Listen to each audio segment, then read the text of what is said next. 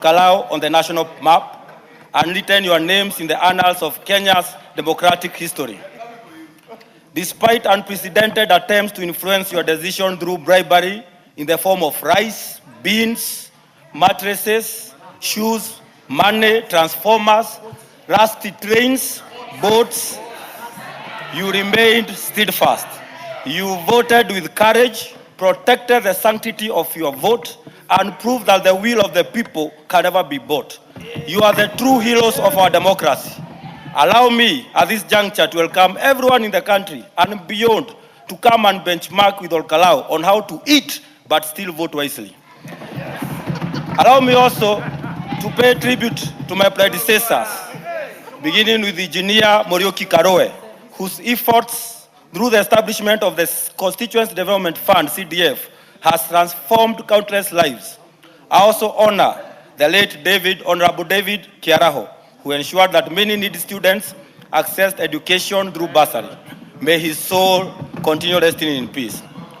I pledge to build upon the legacy by expanding access to education through fair, transparent, and undiscriminatory bursary allocation. I will work to improve school infrastructure, increase household electricity connectivity, enhance our road networks, expand access to quality healthcare, and ensure that every promise made to the people of Kalou is pursued with diligence and integrity. Madam Speaker, I joined the 13th Parliament at an extraordinary moment in our nation's history. For the first time, we witnessed young Kenyans from the Gen Z generation breach Parliament's security in protest against the proposed finance bill, expressing deep frustration with the state of our nation. We have also witnessed for the first time in our constitutional history the impeachment of a sitting deputy president for nothing but speaking truth to power. At a time when Parliament is increasingly perceived by many Kenyans as an appendage of the executive, I come to this house carrying the voice of ordinary citizens. I carry the cry of mothers detained in hospital after giving birth because they cannot afford medical bills. I ask, where is Linda Mama? I carry the cries of millions of unemployed young people asking, where are their jobs? I come with the cry of students languishing at home due to low capitation and lack of adequate funding to our school and universities and colleges. I carry the concern of hardworking civil servants whose pay slip continue to shrink under the weight of pay-as-you-earn, housing levy, SHA. For many, the pay slip has become a source of pain rather than hope. Madam Speaker, it would be an understatement saying SHA is a flossy, nausea nihilification.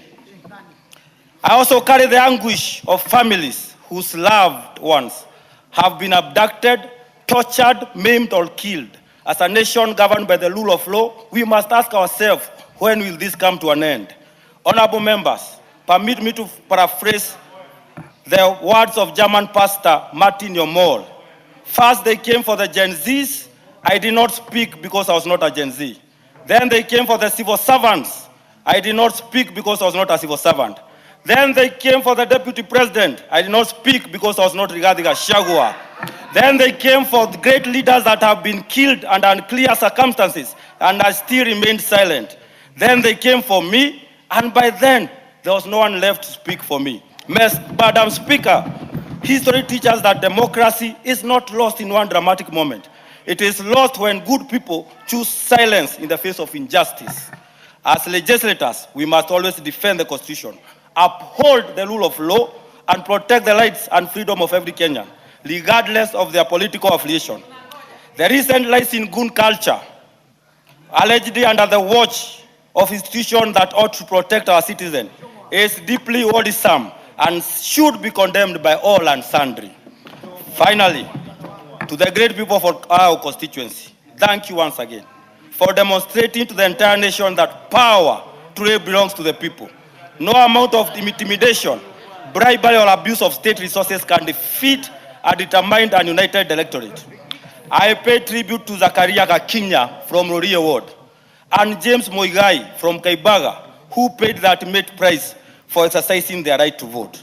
May their innocent blood forever hound the perpetrators Let me equally extend the same to SCORE, who are beaten and maimed by a rogue regime that could not withstand humiliation in our Kalou constituency. We honor you. As I conclude, I'm reminded of the words written to King Belshazzar in the book of Daniel. When they were merrymaking, when they were eating and dancing, when they were enjoying, a lighting came on the wall. These words reached to all entrusted with power. Mene, mene tekel upasin. You have been weighed on the scale and found wanting. Your days are numbered. May God bless all Kalou constituency. May God bless Kenya. And may God bless all of us. Thank you, Madam Speaker.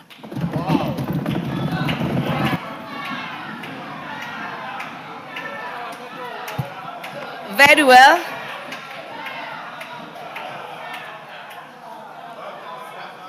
Very well. We are back to order number 12. Majority Leader. Honorable Speaker, let me rise to support this motion on consideration of session of paper number 7 of 2026, whose principal objectives, as the chair and the seconder have clearly stated, is one, to provide a very clear framework for investment and management of the National Infrastructure Fund's resources, and to finance commercially viable infrastructure. Honorable Speaker, if you can protect me from the Honorable Ngogoyo. You know, Honorable Speaker, I know Ngogoyo wants to hear me saying something about my friend Ngotho, the Member of Parliament for Kalou. And this motion has only 5 minutes. If you nudge me an extra 1 minute. Actually, honorable members, to all of us debating this motion, including the Leader of Majority, yes, it is 5 minutes. So if you can indulge me, Honorable Speaker, for just an extra 2 minutes, because Honorable Ngogoyo does not know, on sessional papers you have only 5 minutes, including the Leader of Majority, yes, in contribution. So in just 2 minutes, let me just to buy the piece of some immaturity that I see, congratulate the Honorable Member for Kalou, Ngotho Kamau. A young man that I knew way back in 2021, when we worked together and campaigned, and he lost the Kalou seat. And following his work in 2021, he has now been elected as a member for Kalou, and I want to congratulate you. Let me congratulate you and tell you that you have a very short time to serve the people of Kalou. It may be a position that the people of Kalou, all Kalou, or indeed any part of Kenya, are being bribed with transformers. But the same people of Kalou will demand that you deliver power to them and you deliver transformers to them. So even with a well-rehearsed and well-written speech, I congratulate you. But may those who wrote it for you also know that the people will hold you to account, my brother. And you will remember me, Ngotho, because I know I have relatives in all Kalou, and he knows many of my relatives in that constituency. Honorable Speaker, back to this session of paper. We enacted the National Infrastructure Fund Act earlier this year. It was signed into law. A board has already been appointed after competitive recruitment. And now the National Treasury was required to bring this session of paper on the investment policy that will guide us on how we finance commercially viable infrastructure of national significance, Honorable Speaker, how we mobilize both domestic and international finance to be able to finance in an alternative manner without necessarily going back to our taxpayers. Honorable Speaker, this investment policy, with the amendments that have been proposed by the committee, and I must thank the Committee of Finance and National Planning, because when I went through the report this morning, I hear the chairman was surprised that I tabled a report on his behalf.